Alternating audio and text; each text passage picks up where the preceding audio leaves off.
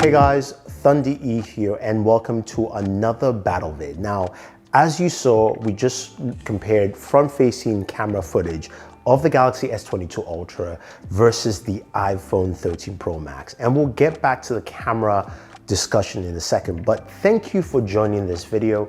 And if you guys haven't actually checked out this channel before, hit that subscribe button. And I also want to give a big shout out to our sponsor of this video, who I actually really like. They're called Bombas. Bombas makes some really awesome clothing, and they have more to them than just clothing and accessories. So we'll talk about them later on in this video. So we have the Galaxy S22 Ultra and we have the iPhone 13 Pro Max. These are the two top tier devices for both Apple and Samsung, and we compare devices from both companies year in and year out, as you would expect. Now, the S22 Ultra is the new bad boy in the market, 6.8 inches in size, and it's got, of course, a new camera housing at the back, compared to the iPhone 13 Pro Max at 6.7 inches with a triple camera setup, compared to the quad camera setup you have on the Galaxy. Now, a couple of things we want to talk about in terms of specs and sizing. You can see the Galaxy S22 Ultra is definitely larger at 6.8 inches, and you can see just how it compares in size to the iPhone 13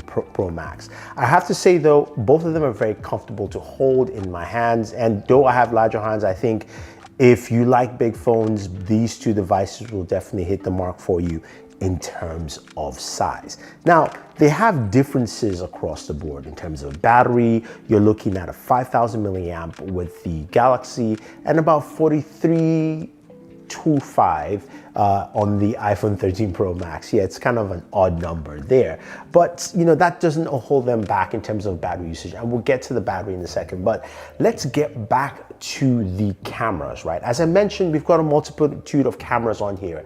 While Apple has stuck with their 12 megapixel sensors for all three cameras, the wide, the ultra wide, and the telephoto, Samsung has an array of different camera sensors. The main sensor is a wide 108 megapixels, while they have a 10 megapixel 3x zoom, a 10 megapixel stereoscopic zoom or periscopic zoom, which gives you, of course, up to 100x in terms of zoom. And then we also have a 12 megapixel ultra wide. So it's very different. And how does that compare in terms of footage and video? Now let's take a look at some photos first from the camera to see what it actually brings to the table.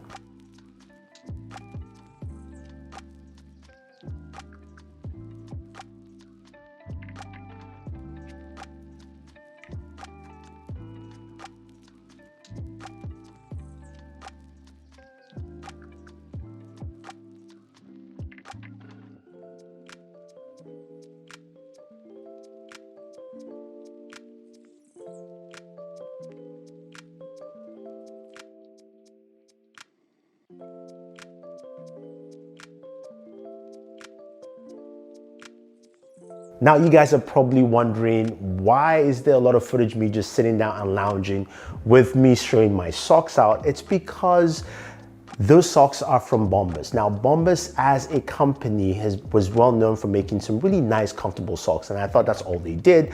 But they make also different types of clothing, but it's not the clothing and how comfortable they are. I'm actually wearing the shirt right now. It's actually their mission statement, which I really like about the company. Their mission is basically one purchase is one opportunity to give, and they've given away 50 million pieces of clothing out to people in need across the US. And I love that statement, because whenever you buy something from Bombas, they're giving away a piece of clothing item to somebody who is in need. So you're buying socks, which they have, and they have an awesome array of socks there, including some Disney ones as well. And they have this brand new slipper. I kind of call them sock slippers anyway. They're super comfortable. I love wearing them around the office as well as at home, because they're warm, and of course they keep me warm here in the winter. And they also have this nice t-shirt that I'm wearing right now. And I have to say though, it's truly impressive to see a company do something like this. And if you're looking to give and also just bless somebody out there, this is a great place to purchase something that you need and also give to somebody in need. So if you want to do that, definitely use the link down below, as well as also my coupon code, which will give you about 20% off. So you can actually purchase something and also purchase some for somebody else in need. So check them out. So now let's go ahead and check out more videos and photos from the cameras of the S22 Ultra and the iPhone 13 Pro Max.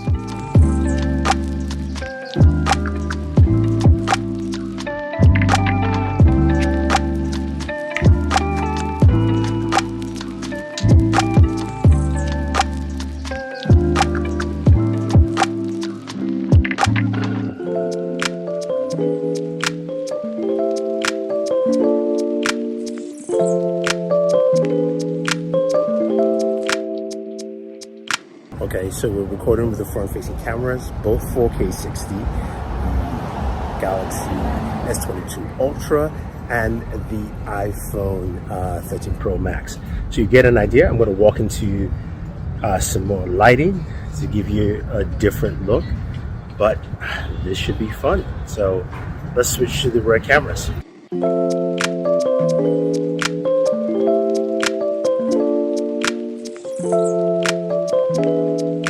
Okay, so what did you guys think of the images of the S22 Ultra versus the iPhone 13 Pro Max, and also the video comparison? Is it better? Is it worse? I have to say though, it's something that, look, you can pick and choose between either side, and I see places where the S22 Ultra does well, especially with the portrait mode and also contrasting to my skin color, which makes a lot of sense for me. The cameras, in terms of video, I've seen some improvements there, but the iPhone does a lot of great stuff with dynamic range. So I want to know your thoughts down in the description. So cameras aside, what else do we want to see with devices like this? Now, that's one main thing, of course, is the camera. How about, of course, performance? All right, so when we talk about performance, the first thing we want to look at is the displays. Now, both of them have 120 Hz displays with high refresh rate, so which means these displays are smooth and fast, which is great. They also have a variable refresh rate to go from like 1 Hertz all the way to 120, so which means your gaming performance would be really, really good. Now, the key thing about the displays that is quite different is the peak brightness. Now, the iPhone 13 Pro Max has a peak brightness of 1200, which is pretty bright, but the Galaxy S22 Ultra goes to peak brightness of 1750. That is truly impressive. So which means in direct sunlight, you're gonna get better brightness from the Galaxy S22 Ultra, and you can see more of your screen than the iPhone. But the iPhone is no slouch, by the way, because 1200 is very, very high for any device. Now, the main thing you're looking for, let's get into performance and gaming. Now, let's start off with Geekbench. So you guys know I'm not a big fan of benchmarks, but here they are for you. And here is the CPU score Geekbench for both devices. As you can see, the iPhone 13 Pro Max beats the Galaxy S22 Ultra. This is the Snapdragon version, Snapdragon Gen 8.1. So you're gonna see this kind of different scores there. And if we go ahead and check out the compute benchmark, we can jump into compute right here. You'll see the difference. Now, mind you, one is a metal score and one is OpenCL. There's a drastic difference there. But does that mean there's a drastic difference in gaming performance? And as you know, we checked out a bunch of games for both devices. And if you really want to see more detailed gaming video, go check out our gaming videos for each device, the iPhone 13 Pro Max, as well as the S22 Ultra, which I just dropped about a couple of days ago. So starting off with, of course, the games that we definitely like. Call of Duty Mobile is a very good start-off benchmark barometer. Both of these devices handle that game pretty well. 60 frames per second. So whether you're playing on the S22 Ultra or the iPhone 13 Pro Max, you're gonna get 60 FPS, which is cool.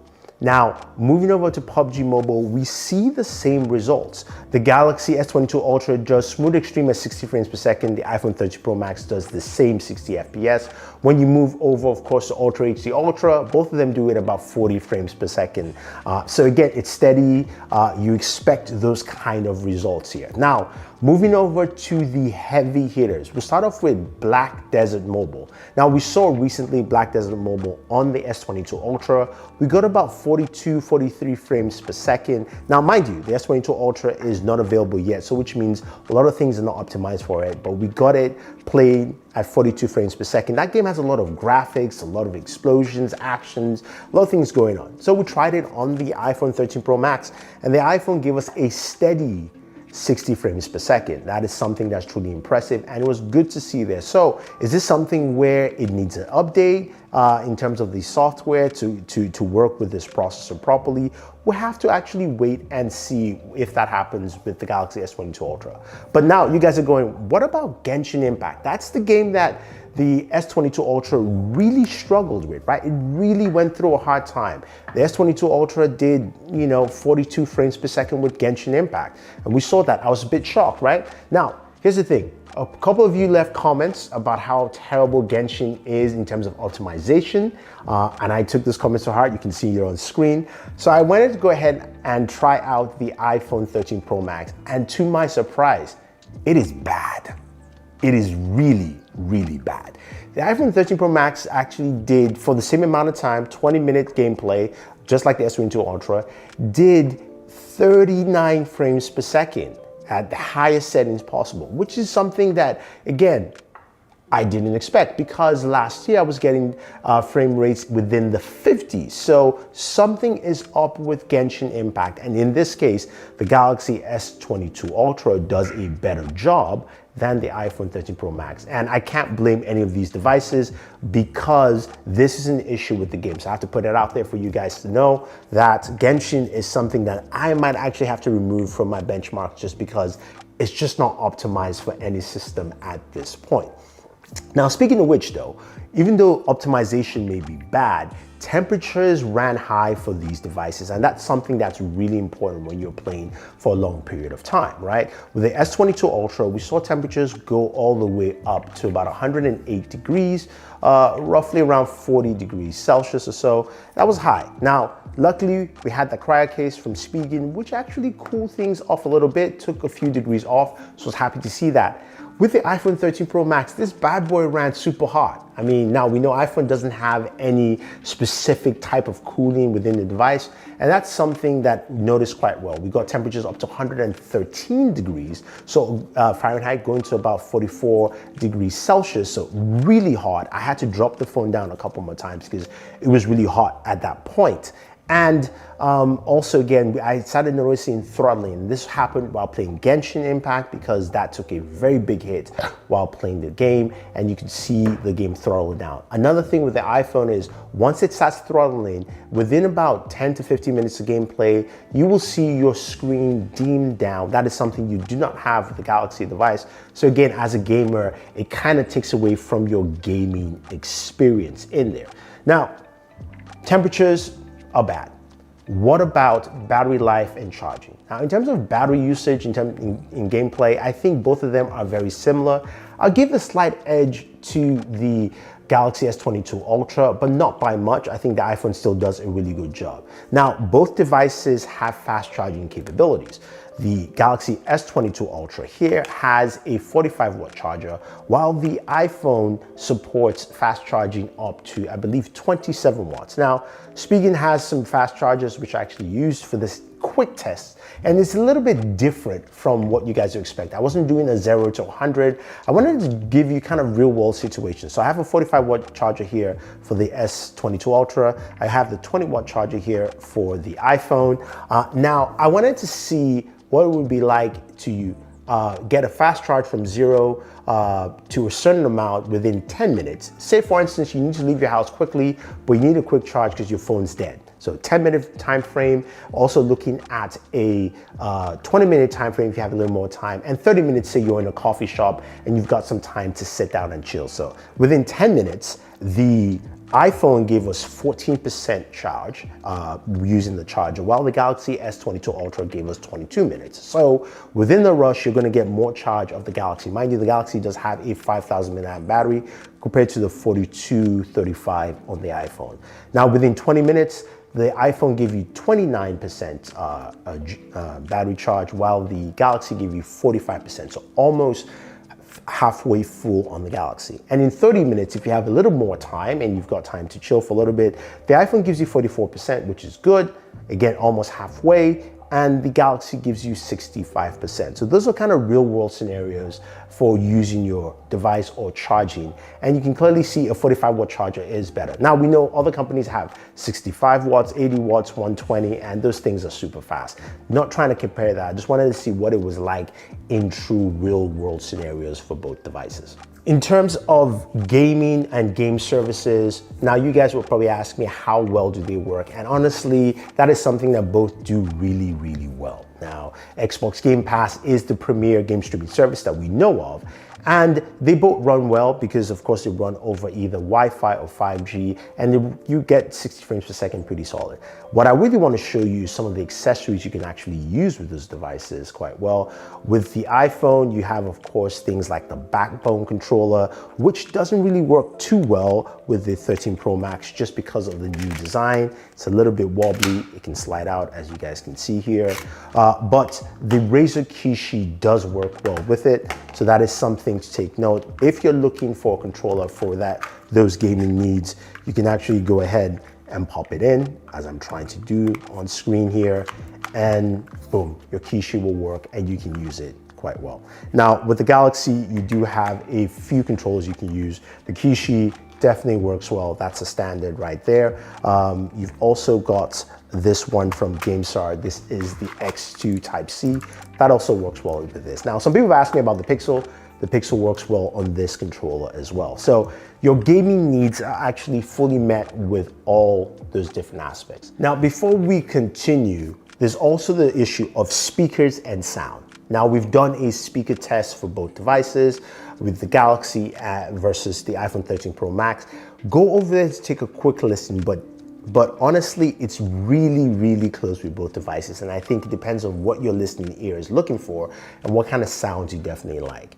In terms of extras and fun capabilities, both devices, of course, have different natures. Now, the S22 Ultra has the S Pen, which of course allows you to write notes and also use S Pen functionality, which is something the iPhone just doesn't have. And that doesn't take away from the iPhone's usage. It's just a different set of uses that the Galaxy does have and brings to the table. So if you're looking for something like that, that might be it. The iPhone itself is something that has a ton of apps and also a lot of cross functionality with Apple devices. And that's something that you cannot get anywhere else other than the iPhone 13 Pro Max. Now, as we look at everything with both devices, there are pros and cons that you can go with and say, hey, one is better than the other. When we look at the cameras, this is a tougher thing to actually measure because there are instances where the Galaxy does a really good job compared to the iPhone, and there are instances where the iPhone does a better job. I think it depends on your preference and what you're looking for. In terms of gaming performance, same thing again. It's very similar there. And in terms of battery life, of course, and battery charging, the S22 Ultra has a slighter edge. What I really want to know from you guys is, what do you think in terms of performance from both devices? Do you think the iPhone 13 Pro Max is better? Or do you think the Galaxy S22 Ultra is the new king? The Note is back with the new name. Do you think it's come in and done so much more? Let me know what you think, guys. Don't forget to like, share, subscribe, and always enjoy your entertainment.